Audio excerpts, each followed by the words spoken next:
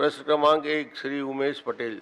माननीय अध्यक्ष महोदय, विधानसभा में हमने देखा है कि कई बार मंत्री और इसी सत्र में और इससे पहले के सत्र में मंत्रियों के जवाब में विरोधाभास है। अध्यक्ष महोदय,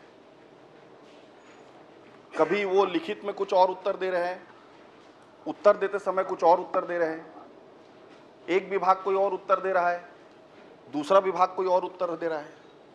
माननीय अध्यक्ष महोदय, आज के मेरे उत्तर में माननीय मंत्री जी ने कहा कि 23 प्रकरण लंबित हैं और ध्यानाकर्षण का उत्तर आया अध्यक्ष महोदय, जिसमें 47 प्रकरण लंबित है बताया गया है मंत्री महोदय। अब मैं माननीय मंत्री जी से जानना चाहूंगा कि दोनों में से कौन सा उत्तर सही है।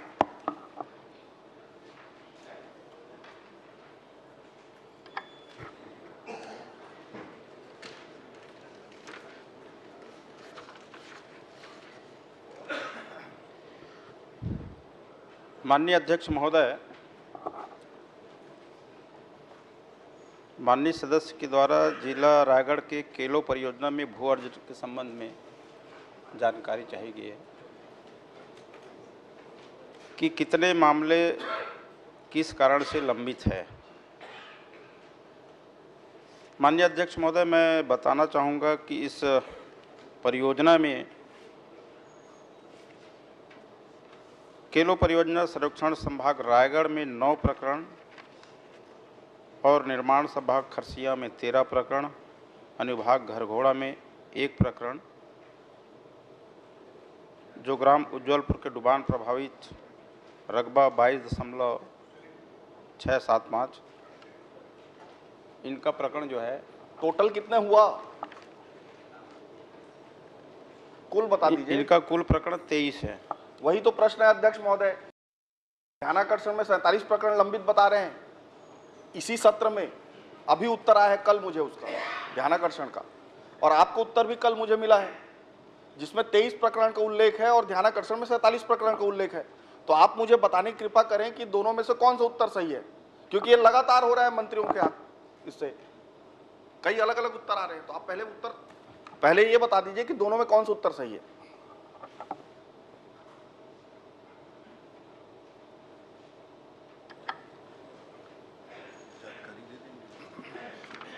माननीय अध्यक्ष महोदय, जो जानकारी आई है विस्तृत रूप से कि किनका किस कारण से ये प्रकरण लंबित है, उसमें 23 प्रकरण हैं। तो आप कह रहे हैं कि ध्यानाकर्षण में गलत उत्तर दिया गया है। हो सकता है कुछ और बिंदु है उसमें। उसको मैं एक बार दिखाता हूँ, हो सकता है उसमें छूटे हुए कुछ और लोगों का नाम उसमें आया होगा। तो यही बता दीजिए कि उत्तर सही कौन सा है, 47 की 23।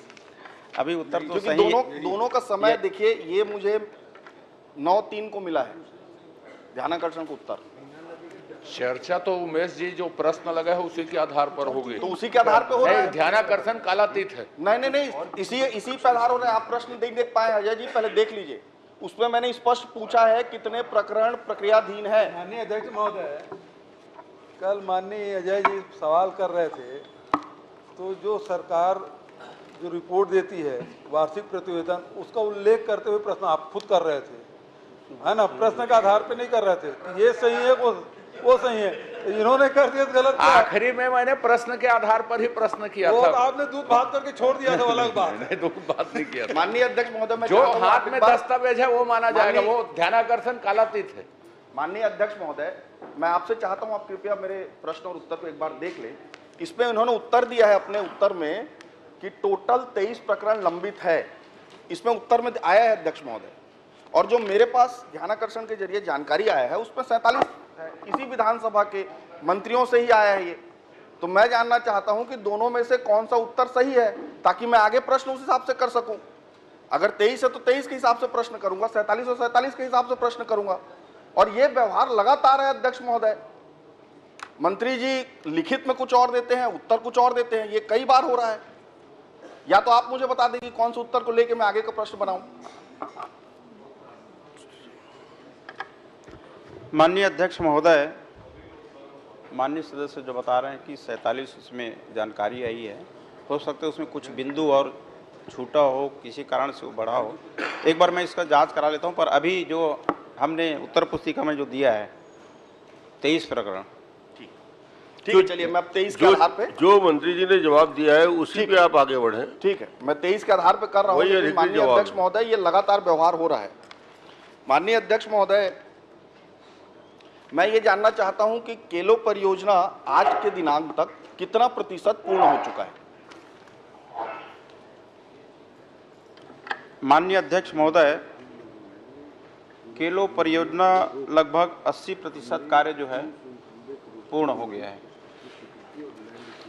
माननीय अध्यक्ष महोदय, इन्होंने कहा कि केलो परियोजना 80% पूर्ण हो चुका है। आज के दिन में जो आपने टेंडर किया, जैसे एक संभाग का बात है, वो कई टुकड़ों में आपने टेंडर किया होगा। जैसे खरसिया संभाग है, उसमें कई टुकड़ों में आपने टेंडर किया होगा। तो आज के दिन में कितने टेंडर हो चुके हैं और कितने निरस्त अभी की स्थिति में है? माननीय अध्यक्ष महोदय, माननीय सदस्य जो प्रश्न पूछ रहे हैं ये सिंचाई विभाग से संबंधित है और आप लोगों ने पिछले 5 वर्षों में 1 रुपए इसके लिए आवंटित नहीं किया। 1 रुपए नहीं किया। ये तो हमारी सरकार, हमारे माननीय वित्त मंत्री है, उन्होंने 291 करोड़ का कल तो इसमें बजट में दिया ये, और 100 करोड़ लगभग माननीय लैंड अध्यक्ष एक्विजिशन में महोदय, दिया इसमें। अगर सिंचाई विभाग का प्रश्न है तो मैं छोड़ देता हूं। आप अगर आदेशित करेंगे तो मैं छोड़ दूंगा। मैं तो ये मान के चला था कि सामूहिक उत्तरदायित्व है और उत्तर मिलेगा, लेकिन अगर आप चाहेंगे, आपका जो आदेश रहेगा, आप सिर्फ राजस्व में अगर स्थिर रहने के लिए बोलेंगे तो मैं राजस्व में स्थिर रहूंगा। नहीं, राजस्व मंत्री से आप पूछिए।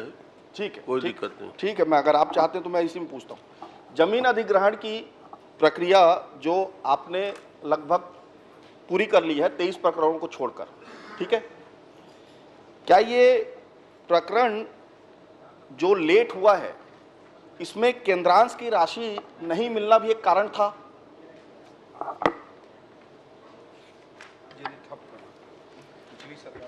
माननीय अध्यक्ष महोदय, ये केलो परियोजना जो है बहुत पुरानी परियोजना है, 2008-9 की परियोजना है और इसमें ये बहुत बड़ा प्रोजेक्ट है। माननीय अध्यक्ष महोदय, करीब 22,000 हेक्टेयर भूमि पे सिंचाई होना है और इसमें कुछ इंडस्ट्रीज़ है, उनको भी पानी देना है। और इस परियोजना में जो 23 प्रकरण लंबित हैं, उन लंबित होने के अलग अलग कारण है। ये भू अर्जन की जो उनकी राशि थी उनसे संतुष्ट नहीं हुए, ये लोग हाई कोर्ट गए थे। हाई कोर्ट के बाद नहीं, मैं सिंपल सा प्रश्न है, केंद्रांश की राशि है या नहीं है? नहीं है तो नहीं है बोल दीजिए, फिर उस हिसाब से मैं दस्तावेज प्रस्तुत करूंगा।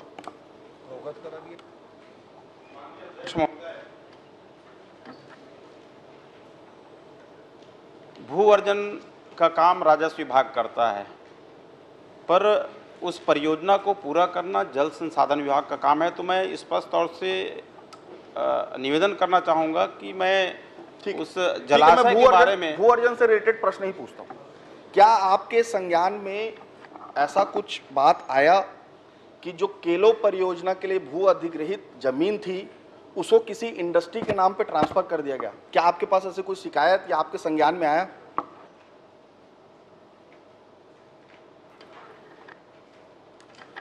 माननीय अध्यक्ष महोदय, माननीय सदस्य जो शिकायत बता रहे हैं कि इनका जमीन इंडस्ट्रीज को ट्रांसफर कर दिया गया है, ये हमारे पास शिकायत में अभी तक नहीं आया है। ठीक।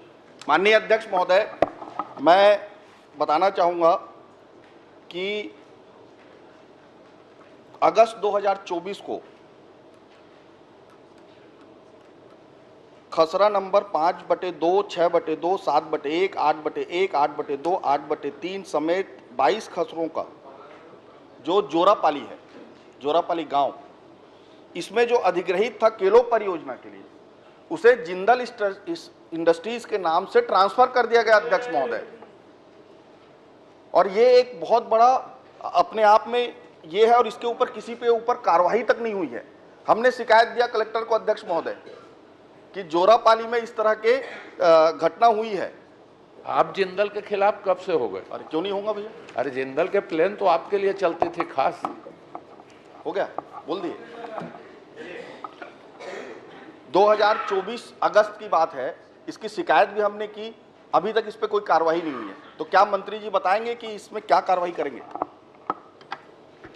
माननीय अध्यक्ष महोदय, माननीय सदस्य उमेश पटेल जी जो शिकायत कर रहे हैं कि जलाशय की भूमि जिंदल इंडस्ट्रीज को ट्रांसफ़र कर दिया गया है, ये शिकायत मुझको दे, मैं निश्चित रूप से मैं विश्वास दिलाता हूँ कि इसमें मैं कार्रवाई करूँगा।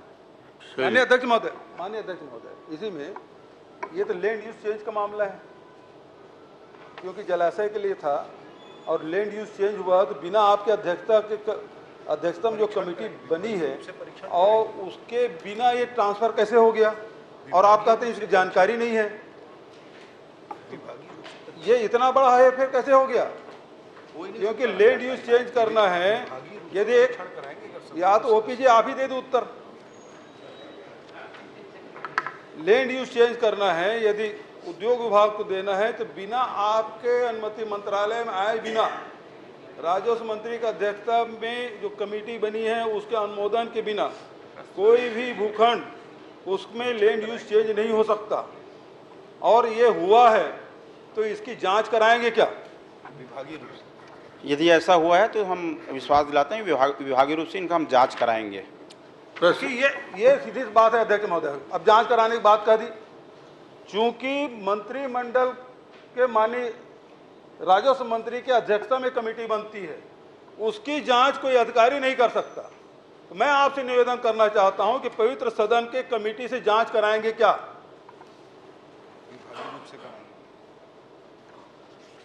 माननीय अध्यक्ष महोदय, ये जो शिकायत जो बता रहे हैं माननीय उमेश पटेल जी, उसका हम विभागीय रूप से अपना जांच कराएंगे। चलिए, माननीय अध्यक्ष महोदय, बहुत गंभीर मामला है, जमीन का मामला है और जमीन में अफरा तफरी हो रहा है, अधिकारी स्तर पे मिली भगत करके इस प्रकार से कर रहे हैं। तो आपसे निवेदन है, आप जांच कराने के लिए तैयार हैं, लेकिन आपके जांच कोई विभाग का अधिकारी कैसे करेगा? आपकी जांच कर सकते कोई विभाग का अधिकारी? इसीलिए मैं कह रहा हूं कि इतना बड़ा लैंड स्कैम हो गया, जलाशय की भूमि को उद्योगपति को दे दिया गया और आपको पता तक नहीं, आपके नाक के नीचे सब कुछ हो गया। तो आपसे आग्रह है, इससे सदन की कमेटी से जांच कराएं। माननीय अध्यक्ष महोदय, ये जो विषय बता रहे हैं ये विषय मेरी जानकारी में ही नहीं आया है, इसीलिए मैं बोल रहा हूँ कि ये जो विषय आया है उसका मैं विभागीय रूप से जांच कराऊंगा। ये मेरे संज्ञान में, जानकारी में नहीं आया है। ठीक है, जांच के लिए बोल दिए। ये मंत्रिमंडलीय जो उप समिति है उसके बिना चेंज हो ही नहीं सकता अध्यक्ष महोदय, पॉसिबल ही नहीं है। मड़वा कांड हुआ, उसके बाद और मड़वा ताल का हुआ, उसके बाद से तय हुआ मध्य प्रदेश के समय से जब भी जमीन के इस प्रकार से लैंड यूज चेंज होगा मंत्रिमंडल उप समिति से होगा। मैं भी राजस्व मंत्री रहा हूं, इसलिए मुझे मालूम है। और इसलिए चूंकि ये जमीन आप खुद कह रहे हैं, खसरा नंबर बता रहे हैं, तो ये समिति से, विधानसभा समिति से जांच कराने की घोषणा करें मंत्री जी। आपकी जानकारी में नहीं है, आपकी कोई संलिप्तता नहीं है, लेकिन ये चूंकि आपके विभाग में हुआ है इसलिए सदन की कमेटी से जांच होना चाहिए। माननीय अध्यक्ष महोदय, यही चीज मैं भी कह रहा हूं कि ये मेरी जानकारी में नहीं है, संज्ञान में आया नहीं है।